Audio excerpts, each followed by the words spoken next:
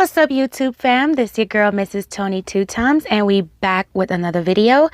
Let's hear from tonight's sponsor, and then we'll jump right into it. This video is brought to you by Cool Green Clothing. Cool Green Clothing is a Baltimore-based clothing line that started back in 2018 and has been growing strong ever since. Make sure you follow Cool Green Clothing on Facebook and IG at Cool Green Clothing, and check out their website, coolgreenclothing.com, where you can find the latest cool green fashions and hats, women's apparel, and the latest men's collection. Remember, if you ain't coolin' and getting the green, you're in the way. Ralph Lauren named his brand itself. That's what I did myself. My name AC Green. So I turned AC to cool. You got cool green. And if you ain't cool and getting the green, you're in the way. That's just basic. You know what I mean? Gang. So, yeah. Hey, the cool green is the shit. The cool green is, if you don't get no other authentic t-shirt, come down here to my man and represent for the brother Cool Green Clothing. That's COOLGREEN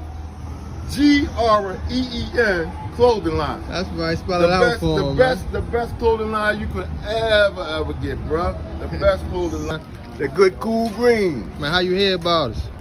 Good through the good video of my man Tony 2 Times. All the way from Annapolis to support Cool Green. My man come down all the way from Annapolis, man. That's love.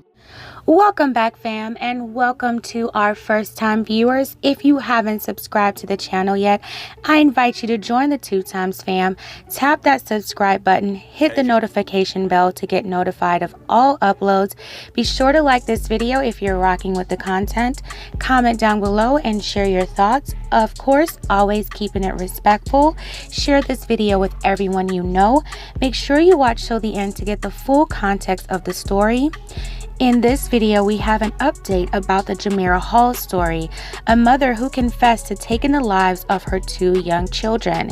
If you haven't seen the first video about Jamira, please go back and check it out and then come back to this one. Please be aware that the details in this story can be tough to listen to. This is your trigger warning. All right, let's get right into it. On September 3rd, 2021, Jamira, the Baltimore mother accused of taking her children's lives, was found incompetent to stand trial according to court records. Jamira was charged with first-degree murder in the death of her 6-year-old daughter, Jamira, and her 8-year-old son, Davin, after they were found deceased inside their Southwest Baltimore apartment on August 24th, 2021. In the first video I did of Jamira, I talked about how mental illness may have had something to do with this horrific crime. At her bail review, her public defender had requested a competency evaluation for Jamira, which was obviously granted. While doing my research for the video, I came across Jamira's Facebook page. My intention was to confirm the things the news publications were saying she shared on social media. Specifically, the post where she had shared her struggles with depression, myofascial pain syndrome, PTSD, and anxiety. Once confirmed, I began to scroll through the rest of her posts. I could see that she shared moments with her children, and she appeared to have a special bond with them both. She shared a live video with her son, and she shared how she was encouraging her daughter to eat healthier. She shared episodes of her podcast, Be More Charming, and her CBD business, marketing drinks, edibles, and topicals. She appeared as a mother who was doing whatever it took to help herself ensure the ability to take care of her children physically, emotionally, and financially. So what neighbors had to say about the mother of 2 appeared to be true. She seemed to love and adore her children, regardless of the difficulties she faced during her time of motherhood. But perhaps she was suffering on the inside and doing her best to keep it all together. Now let's talk a bit about the mental illness she shared on social media. She said in a post, In the beginning of the 2020 pandemic, I found myself going back into depression. I was not able to work because my family needed me at home. Every month, I had supervised probation office visits. I suffer from myofascial pain syndrome. PTSD always taps me on the shoulder and triggers my anxiety. Now, many of us are familiar with depression, post-traumatic stress disorder, and anxiety. We all know those are huge factors of mental health that can go unchecked and can become self-destructive if we keep them unchecked for too long. However, I was not familiar with MPS, myofascial pain syndrome.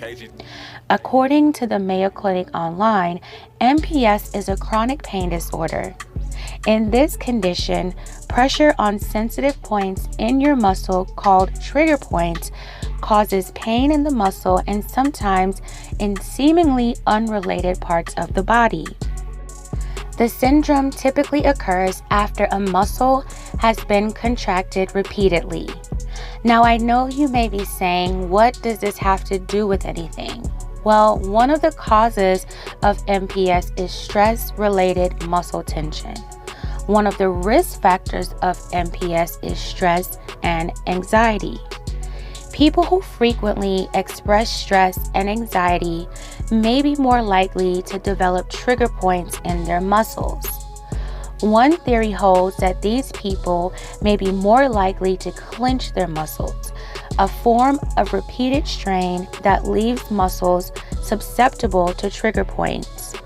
With that being said, we can see how her depression, anxiety, and PTSD may have contributed to her myofascial pain syndrome. Myofascial pain syndrome can be treated by exercise, massages, and relaxation. However, if self-care doesn't work, injections to the trigger point and pain medication may be prescribed by a doctor. So with that being said, I do believe mental illness played a major role in this terrible case. I'm not surprised she was found incompetent to stand trial. I'm curious to know whether or not her mental illnesses were taken seriously, especially by CPS. She was able to regain custody right after her incarceration involving child endangerment, a charge of child endangerment, and a guilty plea to first-degree arson. They were aware of her past crimes involving her kids, but she was still able to regain custody without supervision, or was there supervision? It is still unclear if Maryland CPS actively had a case going or was involved in the welfare of the children. Not only did Jamira openly express her struggles, she had shown prior behavior of mental instability by setting things on fire in her mother's home while her children were present. I'm just trying to understand if there was any possible way that those beautiful babies could still be alive today if someone had been more aware of their mother's need for help. Sometimes it's hard for someone to ask for help. Not everyone is ready and willing to admit they need help. At times, a person could feel like asking for help is a sign of weakness. They vent and then they choose to push through as a way to validate their strength. That's not always the best option and sustainable though. Pressure can bust pipes. Motherhood, parenthood does not come easy for everyone. Not everyone is capable of carrying the weight of caring for another human being.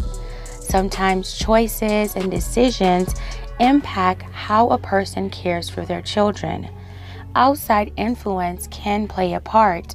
A new environment, a new partner, a new belief system, a new outlook. Everyone falls short, but not everyone results to violence against their children. Was it a mental breakdown that caused Jamira to snap and allegedly take her kids' lives, or is she just an evil person like some have said about her? It just bugs me that CPS and others close to her may have been somewhat aware, if not fully aware, and didn't do their due diligence to check in on the situation. No matter how you look at it, it's heartbreaking.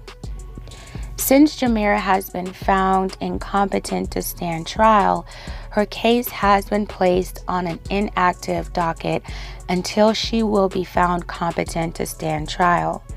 Persons who are found incompetent are usually committed to a mental health facility until they can understand the nature of their court proceedings and can assist in their own defense. We will continue to keep an eye on any developments on this tragic case. Rest in peace to Jamira and Davin. They did not deserve what happened to them. I hope justice is served and Jamira gets the help that she needs, whether clinically and or spiritually. If you know someone out there struggling with mental health and you are capable of checking in or offering help, please do, or help them reach out to someone who can help them. Not everyone can afford therapy. Sometimes as a community, we are all we have. So a smile, a hug, a kind deed, or an encouraging word can be the light that someone needs. It can be the thing that talks a person off the edge. Thank you all so much for watching until the end.